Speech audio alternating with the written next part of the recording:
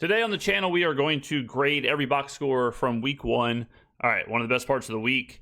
The reason we do this is because sometimes the box score and the final score do not add up. Now, this is really important from a sports betting perspective because in general, if you have a final score that does not add up with the box score, you want to play on the team that lost the following week because the market or the public has a bad perception of what actually happened. So, for example, I'll pull one up that I know was a Fugazi box score. But let's see, the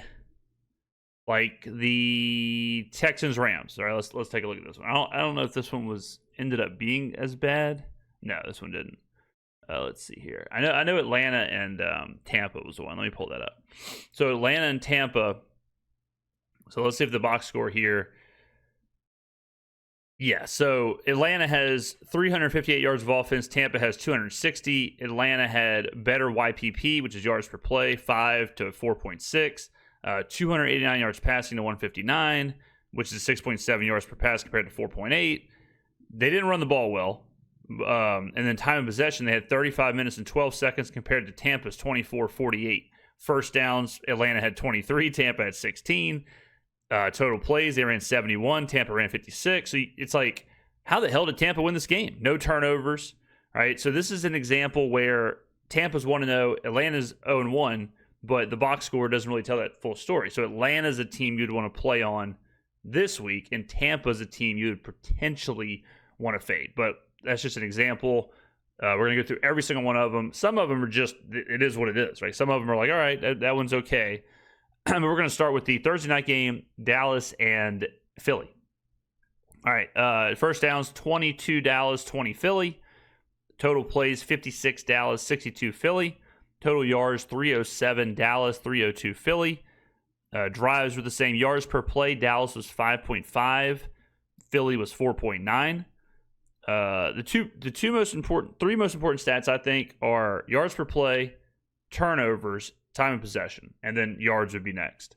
Yards can be kind of wonky because if one team's down towards the end of the game, they're getting yards with a 2-minute drive or something, and the other team's playing prevent. So a little bit of context you got to add in there. Yards per play, 5.5 Dallas, 4.9 Philly. So at this point right now, I would say Dallas should be winning this game. Passing 188 to 184, Dallas. Rushing 119 to 158. Dallas had 5.4 yards a rush. Philly had 4.2. At this point, again, Dallas currently has won basically every single stat.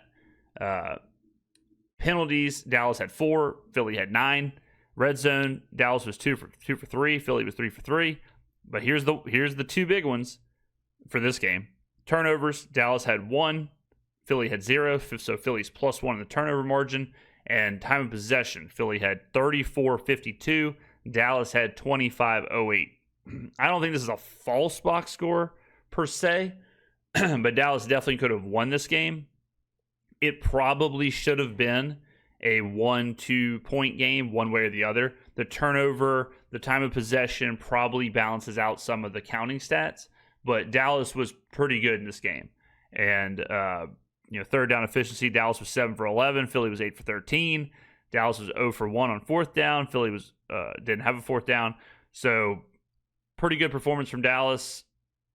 I'm not going to say they're a hard luck loser, but they played better than a 4-point loss. But if this would have been like a 1-point loss or a 2-point loss or something, I think it's fair.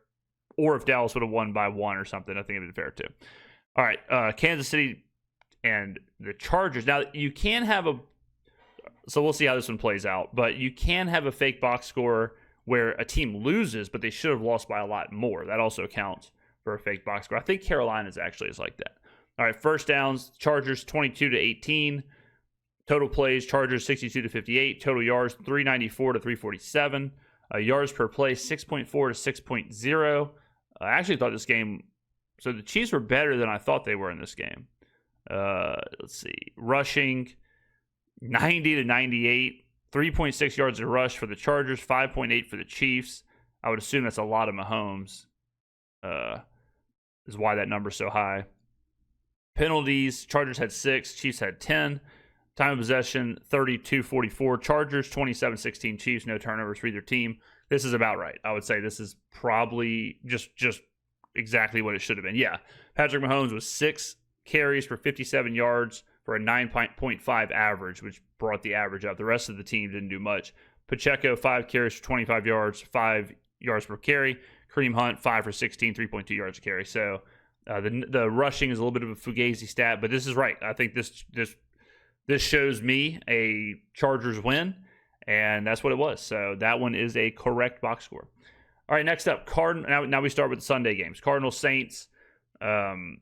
This one is a fake box score, but not necessarily in the sense that the Saints should have won the game. It just should have been probably a 1-point game either way, which if you watch the game, Juwan Johnson, if he makes that catch, it's a 1-point game either way. Either the Saints win by 1 or lose by 1. So that kind of adds up. But first down, Saints 21-19.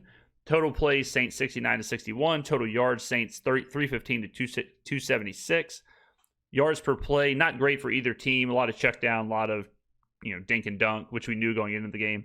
The Cardinals are in like a 3-high safety shell, and the Saints play the Fangio, don't get beat deep zone.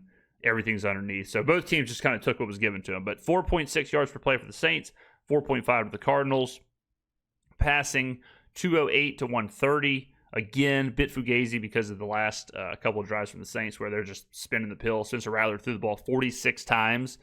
Kyler Murray threw it 29, so almost 20 more pass attempts equates to 80 more yards. Like, all right, that makes sense. Yards per pass, 4.4 for the Saints, 3.8 for the Cardinals. No one has a bigger arm but throws it shorter than Kyler Murray. Rushing, 107 to 146, 4.9 yards a carry for the Saints, 5.4 for the Cardinals, but that is a bit fugazi as well.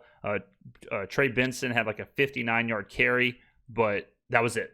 So I would say the Saints actually ran the ball better than the Cardinals, even though that's a bit of a discrepancy. Penalties, 13 penalties for 89 yards for the Saints, 9 penalties for 54 yards for the Cardinals. No turnovers for either team. And then time of possession, Saints 26-14, Cardinals 33-46. Yeah, I mean, this game is exactly even. Like both teams did the exact same thing to the exact same amount of success. Like, even 4.6 yards per play to 4.5, 4.4 yards pass, 3.8. Everything was the exact same. 5 yards carry, 5 yards carry, right? So this should have been a 1-point game either way. 7 points is a lot. I think the Saints are a play-on team, I guess, after this, but I'm not like circling either team here for this one. Okay, Buccaneers, Falcons. We just went through this a little bit, but we'll do it again. 23 first downs for the Falcons, 16 for the Bucs. 71 plays at 56, 358 for the Falcons, 260 yards for the Bucs. Yards per play, 5 to 4.6 isn't like a crazy discrepancy. 289 yards passing to 159. 6.7 yards pass to 4.8. Third down, 6 for 15 for the Falcons, 7 for 14 for the Bucs. Rushing, 69 yards for the Falcons. Well, wait a minute. I thought Bijan Robinson was supposed to be really good. Wait, Tyler Algier led the team in rushing? Interesting. Penalties, 8 penalties for 55 yards for the Falcons, 5 for 60 for the Bucs. No turnovers. And the Falcons had 35 minutes of possession to the Buccaneers, 24-48.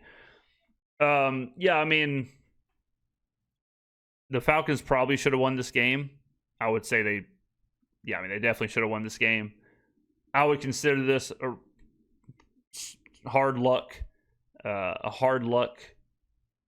loss. I know there were some missed kicks in this game. So, yeah, I would say the Falcons are a play-on team. The Bucs are a fade team. Bucs weren't great.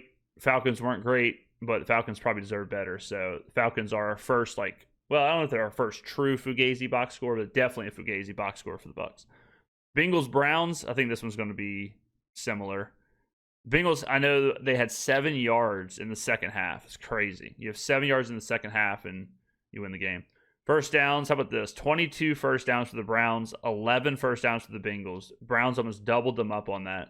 Total play. This is insane. This is the most Fugazi box score of the week for sure.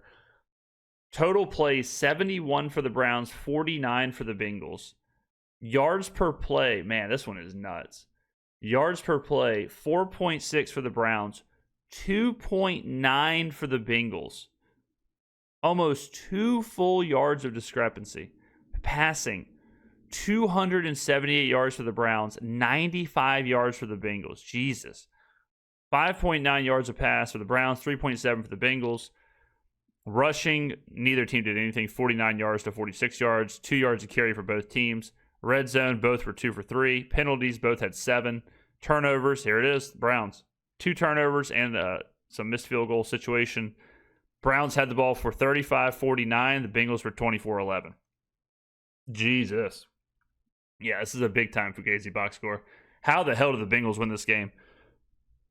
I'll tell you this. The Bengals, at some point, they're going to have to answer questions about these kind of performances. You can't have Chase Brown, T. Higgins, Jamar Chase, Joe Burrow, who have played together for a long time now, and have 95 yards passing against the Browns, and average 3.7 yards a pass, and average 2.9 yards a play. Like, yeah, you got the win, but this is just horrible. Absolutely disgusting. I mean, this is a really concerning performance from the Bengals, if you're a Bengals fan. Colts, Dolphins, nothing Fugazi about this one, I'll tell you that. 27 first downs for the Colts.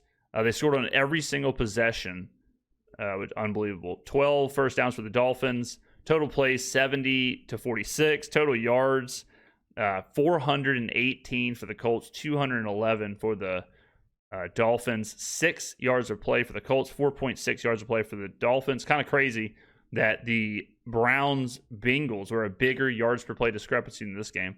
262 yards passing for the Colts, 133 for the Dolphins. 8.7 yards of pass compared to 3.9. Rushing 156 to 78, just despicable. Penalties were 4 for 45 for the Colts, 3 for 15 for the Dolphins. Turnovers, Dolphins had 3. Colts had 0, so plus 3 in the turnover. 38 minutes of possession compared to 21. How do you get to a 33-8 final? You have 17 more minutes of possession. You're plus 3 in the turnover margin. You win YPP by a yard and a half. So, yeah, not a Fugazi box score. Horrible performance from the Dolphins. And the Colts deserved every bit of that. Raiders, Patriots. All right, let's see here. Raiders go across the world and beat the Patriots. First downs, 21-18. Total play, 62 for the Raiders, 68 for the Patriots. Yards, 389 for the Raiders, 336 for the Patriots. 6.3 yards per play for the Raiders, 4.9 for the Patriots. Pretty big discrepancy there. Passing, 333 for the Raiders to 276 for the Patriots. 8.8 yards per pass for Geno, 5.5 for Drake May.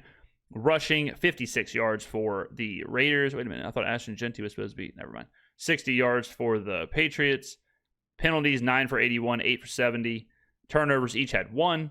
Possession, only 10 seconds difference. 30 minutes for the Patriots, 29-55 for the Raiders. The game was relatively close in everything but YPP, and YPP is what it's all about. So Raiders deserved this win. Good win there. Geno Smith, underrated. Very underrated last year, continues to be underrated. I had heard the Patriots sold out to stop the run. It's like, hey, man, you can't really do that against Geno, Brock Bowers, Jacoby Myers. They got some guys out there. So Steelers, Jets. Okay, let's see here. This is an interesting, because the Jets played the greatest game in the history of their franchise, and they still lost. So let's see. 23 first downs for the Jets, 19 for the Steelers. 62 plays for the Jets, 54 for the Steelers. 394 yards for the Jets, 271 for the Steelers. 6.4 yards per play for the Jets, 5 for the Steelers. Currently the Jets should have won. 212 yards passing to 218. Jets had the 212. 9.2 yards of pass for the Jets, 6.4 for the Raiders. Rushing, 182 yards rushing for the Jets. Almost had the rare 200 yards passing, 200 yards rushing game. The Steelers had 53 yards rushing, 2.7 yards of rush for the Steelers, 4.7 for the Jets. 1 turnover for the Jets. The Jets had 34 minutes and 43 seconds of possession compared to 25-17. Yeah, the Jets should have won this game. Turnover is tough, but the -1 in the turnover margin, I don't think balances out 9 more minutes of possession and 1.5 more yards per play. So, and 120 more yards. So the Jets should have won this game. So this is another Fugazi box score right here. If you're Pittsburgh, you're certainly concerned about this defensive performance, giving up 6.4 yards per play to the Jets, giving up almost 200 yards passing and 200 yards rushing. Tough loss for the Jets. They played really, really, really well. The first time they did not punt in the first half in like 30 years. So tough. But it's another one where you probably want to fade the Steelers off of it. But all right. Giants, Commanders. 25 first downs for the Commanders, 17 for the Giants. 432 yards of offense for the Commanders, 231 for the Giants. 6.6 yards per play to 3.7. God, almost 3 yards difference. That's crazy. 212 yards passing compared to 157. 220 yards rushing compared to 74. Where did Washington get all these rushing yards? Merritt had 10 for 82. Daniels had 11 for 68. Eckler 6 for 26. McNichols 4 for 25. Debo 1 for 19 and a touchdown. That's a lot. Commanders had 12 penalties. New York had 6. No turnovers for either side. 29-28 time possession for Washington. 30-32 for the Giants. You could argue that this game probably should have been a bigger blowout, but certainly Washington was the right side there. That's a crazy yards per play difference.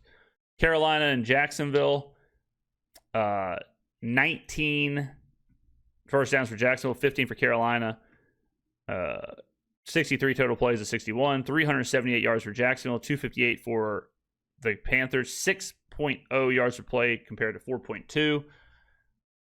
Pretty big discrepancy there. Passing 178 to 142 in Jacksonville's favor. Rushing 200 yards rushing to 113.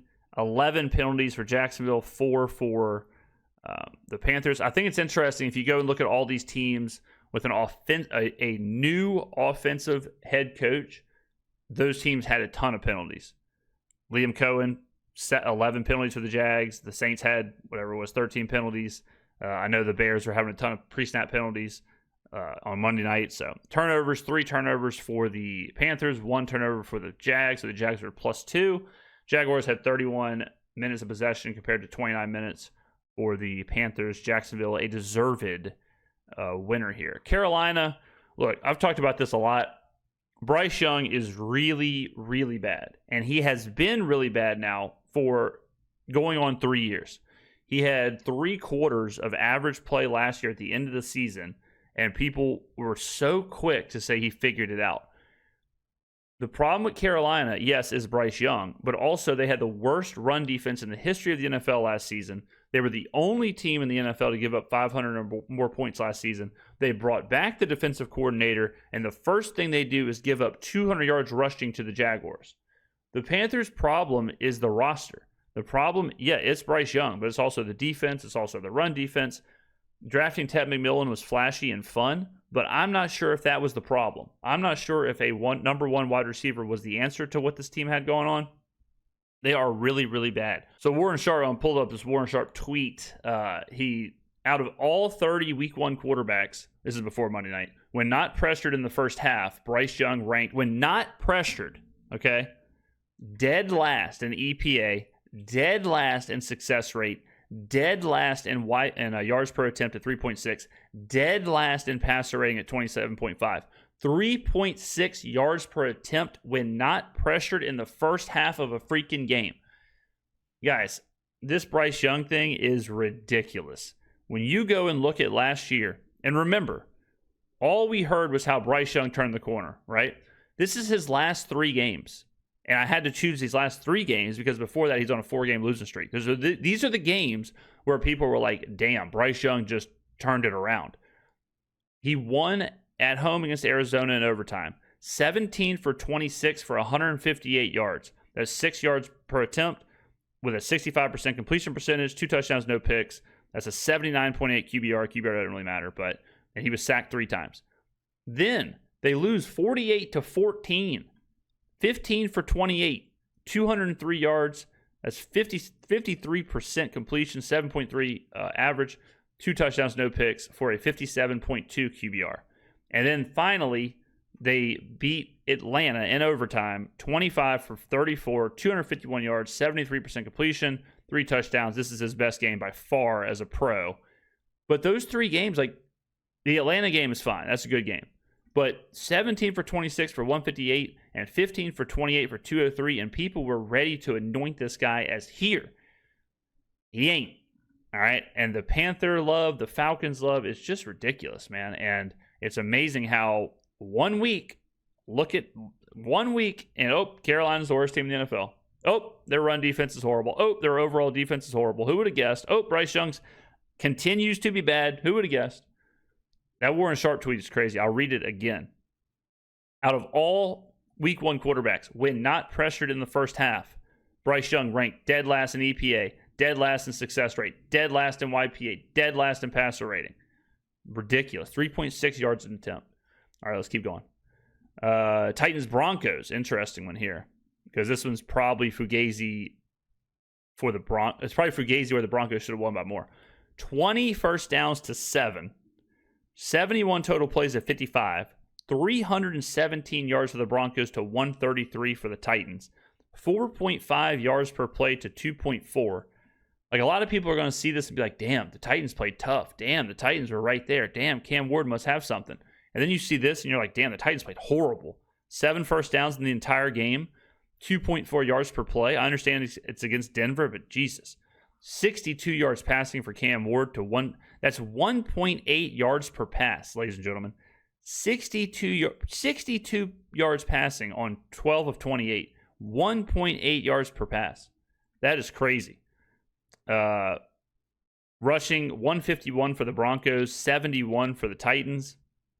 Titans had 13 penalties. Broncos had 6. The Broncos had 4 turnovers. Titans had 2. So Titans were +2 in the turnover battle. 31-56 time of possession, 28-0-4. This is a fake box score. The Denver should have won this game by 2-3 touchdowns. Tennessee did absolutely nothing. The 2 turnovers is what kept them in this game.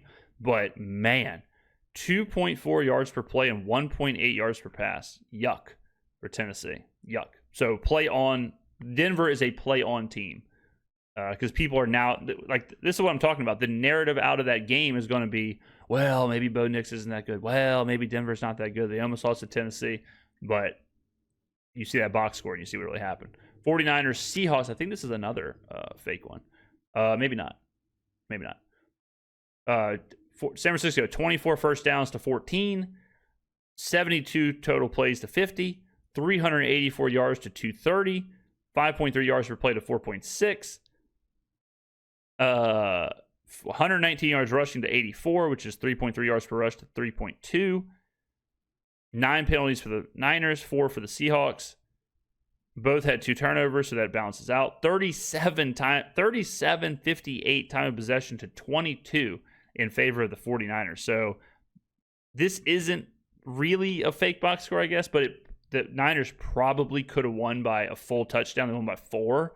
So this, if anything, it's the 49ers were probably better than that shows.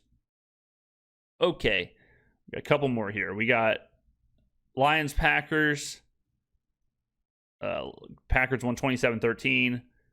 First down 16-14. Lions, interesting. Total plays 65 for the Lions, 47 for the Packers. Interesting. Total yards 246 for the Lions, 266 for the Packers. Yards per play 3.8 yards of play for the Lions, 5.7 for the Packers. Big discrepancy there.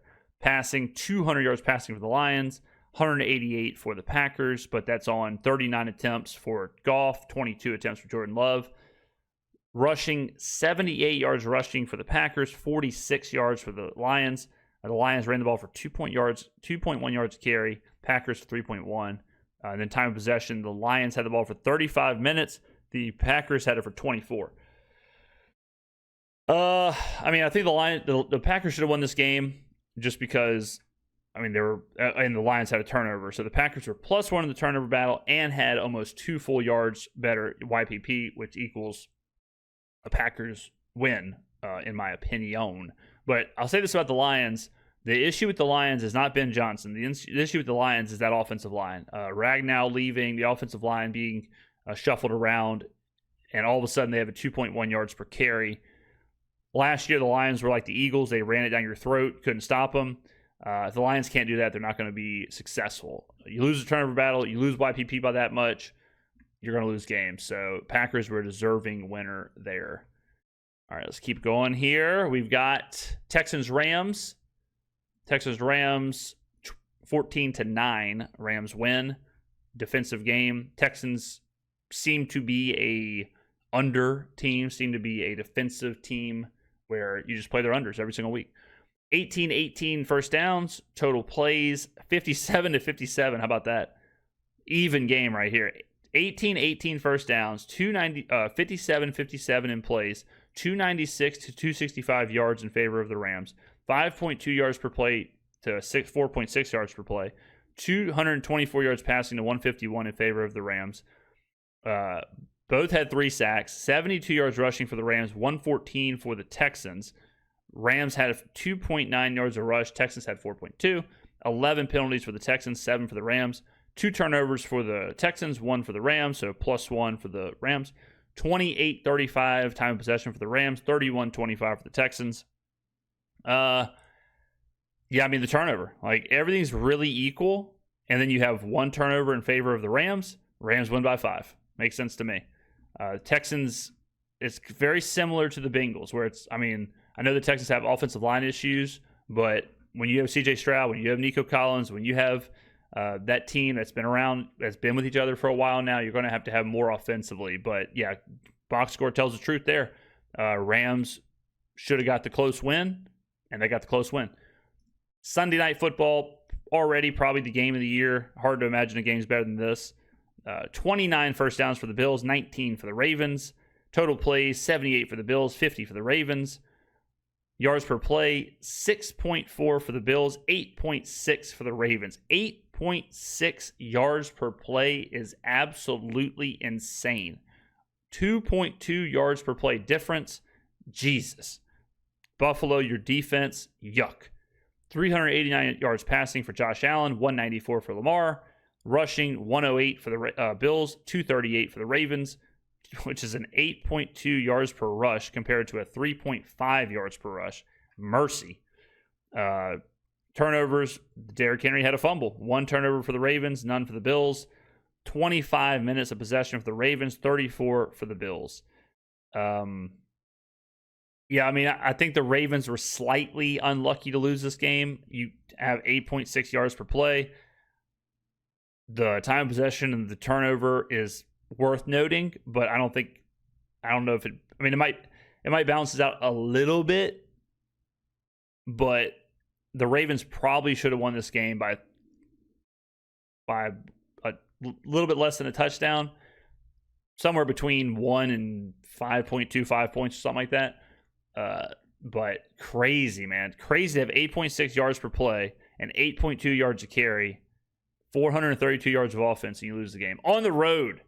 Like, think about that. You do all that on the road, and you lose that game. If you are Buffalo, huge concerns about your defense. 8.4 yards per play and 8.2 yards on the ground. It's one of those things where, like, Buffalo wins the game, but that it's so unsustainable to give up that kind of, to let your opposing offense do that. Like, yeah, you won the game, but are they already, like, not a Super Bowl contender because of that defense? They got to fix it, and they got to fix it quick. All right, last game, Vikings-Bears. Monday Night Football, another really good game. Minnesota turned it on in the fourth quarter. 20 first downs for the Bears, 14 for the Vikings. Total plays, 63 for the Bears, 49 for the Vikings. 317 yards for the Bears, 254 for the Vikings. Yards per play, 5 for the Bears, 5.2 for the Vikings. Yards per pass, 5.4 for the Bears, 5.8 for the Vikings. Rushing, 119 for the Bears, 120 for the Vikings. Both had 4.6 yards of rush. Like I mentioned earlier, the Bears had 12 penalties. Vikings had 8. Turnovers each had 1. Bears 32-53 possession. Possession for the Vikings 27 minutes. All right. So pretty similar. Pretty competitive game as far as the box score. Bears had more first downs, more plays. Vikings had 0.2 more yards per play. Vikings had 5 minutes less possession. Close game. Could have went either way for sure. And just kind of how it played out, where could have went either way. I think Kevin O'Connell is might be the best coach in the NFL, straight up.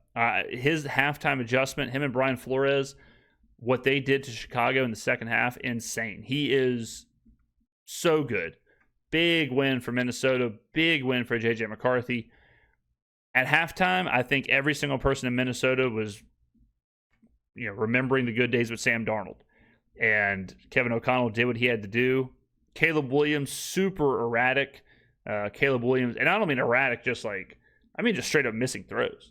Straight up just missing throws, overthrowing wide open people, just bad mechanics. It's all around. There's a throw where he overthrows, I think it was maybe DJ Moore, and he just sails this thing out of bounds. And his hips, it's like when he pump fakes the flats and then throws it to DJ on a deeper route, but his hips are facing the flats, and DJ's wide open. I think it was DJ Moore. He was wide open, and he just straight up sails it. Williams, at times, very similar to the rest of his career. At times, he looked great. At times, he's running around, extending plays, showing off the arm. But, man, some of the incompletions, he missed wide open guys all night long. Not good from Caleb Williams at all. They got to fix that. Ben Johnson's going to have to do some serious work with Caleb Williams. It is crazy now. It's only been a year and a game, but it is crazy to look at Jaden Daniels and then look at Caleb Williams. But this box score, kind of just it's similar to the Cardinals-Saints games, where it's all right, these two teams played virtually the exact same game. 198 yards passing to 134. 5 yards per play to 5.2. 13 drives. 119 yards passing to 120. 20 first downs to 14. This is an exact replica. One turnover, right? The Bears did have the pick 6, which certainly does matter. But, yeah, this could have went either way, for sure. And the Vikings get the money and get the win at the end. All right, there you go. There are all the Fugazi box scores and all the correct box scores. Full-on box score grading bonanza. If you have any questions about the process, let me know in the comments below. Thank you for watching, and I will see you in the next one.